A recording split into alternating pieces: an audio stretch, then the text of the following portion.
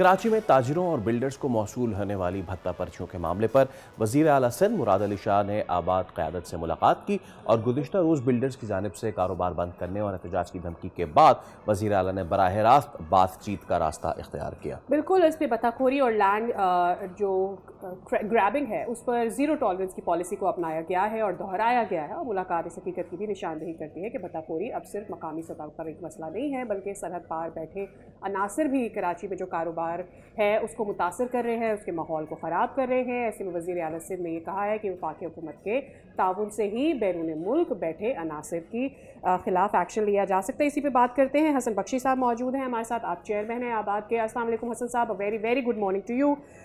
एक चलें अच्छी बात तो ये हुई कि कम से कम नोटिस ले लिया गया है वज़ीर आला की जानिब से और इसके ऊपर अब एक्शन होगा, क्योंकि पहले एक शिकायत ये आ रही थी कि कई बार इसको रेज़ कर चुके हैं मसले को, लेकिन कोई नोटिस नहीं लिया जा रहा। जी वालेकुम अस्सलाम, शुक्रिया जी। ये तमाम मीडिया हाउसेस और हमारे प्रिंट और इलेक्ट्रॉनिक मीडिया की मदद से ये मसला उजागर हुआ, जो कि एक बहुत जेन्युइन मसला था। कराची में कारोबार और कारोबार करने वाले इंतहाई डिस्टर्ब थे, खुसूसन बिल्डर्स को। 10 बिल्डर्स तो मेरे पास रिपोर्टेड है जिनको थ्रेट आई, जिन पे फायर हुए, जिनको पर्चियाँ आई, एक्सटॉर्शन कॉल्स आई, उनके आदमी ज़ख्मी किए गए और एक आदमी शहीद भी हुआ। उसके बाद सैकड़ों दुकानदार इस परेशानी में थे कि उनको माहाना भत्ता देना पड़ रहा है और इंडस्ट्रियलिस्ट भी कुछ दे रहे थे। इस सब का इनकी दिलेरी, इनकी हिम्मत देखिए ये भत्ताखोरों की, कि ये कहते थे कि आप 4 साल की इंस्टॉलमेंट में पैसे दीजिए। यानी इनको इतना कॉन्फिडेंस था कि nobody is going to touch them. So ये कहते थे कि आप 4 साल की इंस्टॉलमेंट पे पैसे दें। अकाउंट नंबर देते थे, जहां ये 25-50 हज़ार रुपये दुकानदार देता था, उस अकाउंट में इजी पैसा में वो पैसे ट्रांसफर करने पड़ते थे। अच्छा देखिए, मुझे कल हमारी बहुत ही जी हसन साहब, मुझे ये बताइएगा, वाइल आप कल की मुलाकात के बारे में बताइएगा और ये भी बताइएगा कि ये तो सारे ट्रेसेबल वेज है ना, चाहे फिर कोई कैश पैसा जो सर्विस है उसका इस्तेमाल करे या फिर फ़ोन कॉल्स करे, ये सब ट्रैकेबल हैं।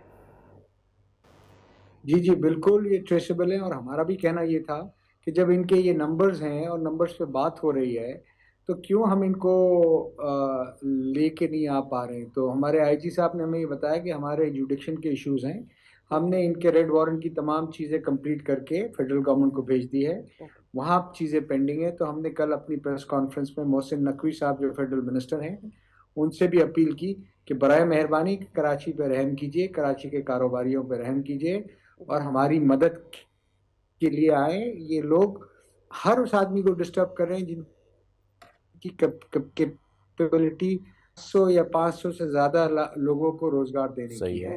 सही है हसन साहब। और हाँ, मैं उम्मीद करता हूं कि अब ये फास्ट ट्रैक पे चीजें होंगी।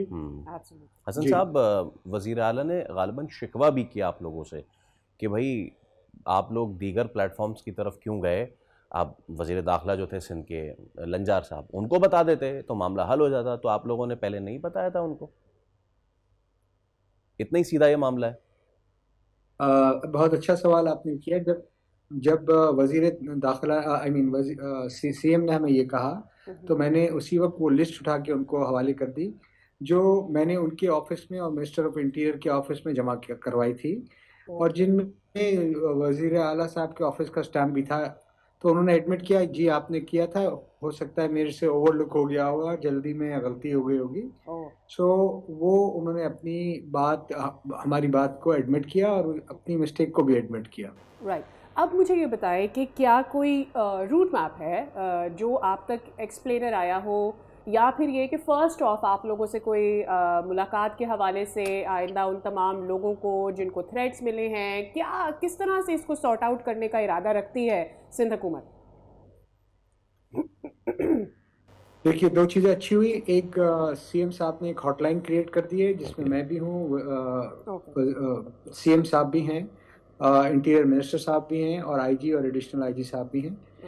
मैं मिसाल देता हूँ, उस हॉटलाइन का फ़ायदा ये हुआ कि मेरे पास रात को 1 बजे कंप्लेन आई कि इन्हीं लोगों ने फिर हमारे एक बिल्डर को थ्रेट की है।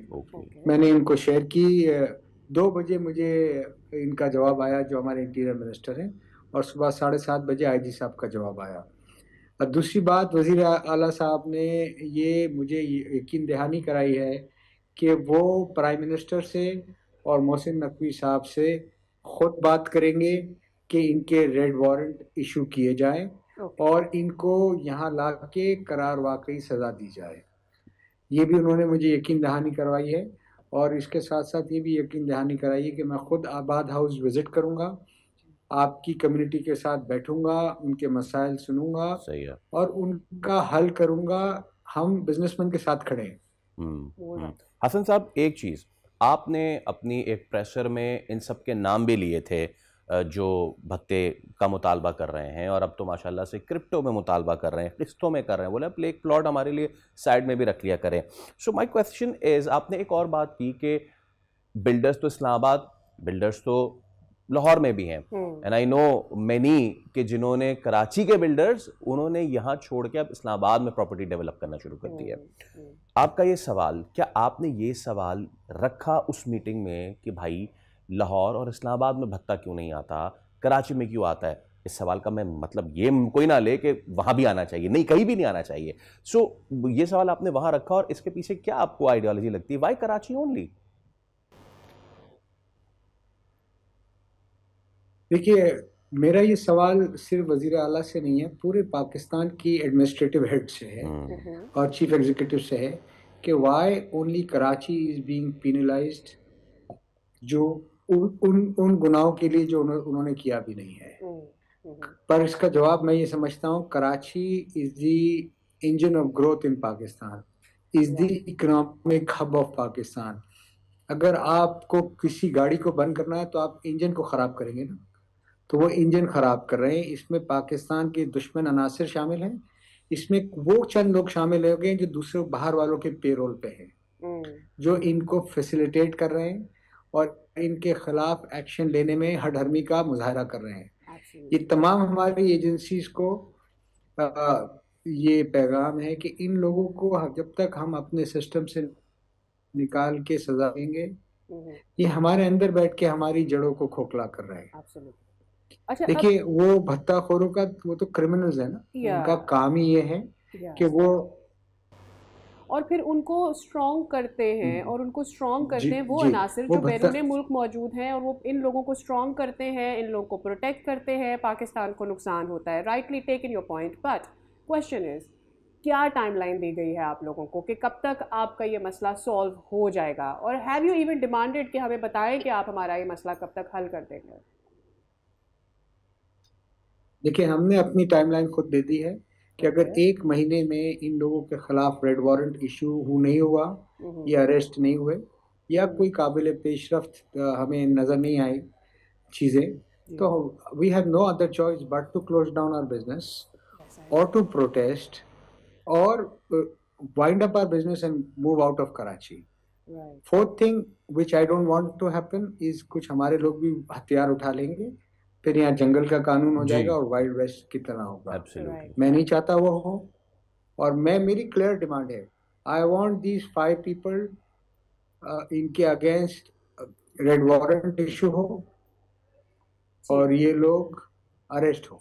बिल्कुल ठीक है, बहुत शुक्रिया हसन बख्शी साहब, और उम्मीद हम यही करते हैं गिरफ्तारियां हों, ताकि ये जो बड़ों की गिरफ्तारी हो तो छोटे मोटों को फिर सबसे जरूरी वो भी ना हो। अमन सबसे जरूरी बिल्कुल, आपके शहर में अमन होना चाहिए। सब्सक्राइब करें और बेल दबाएं ताकि कोई खबर रह न जाए।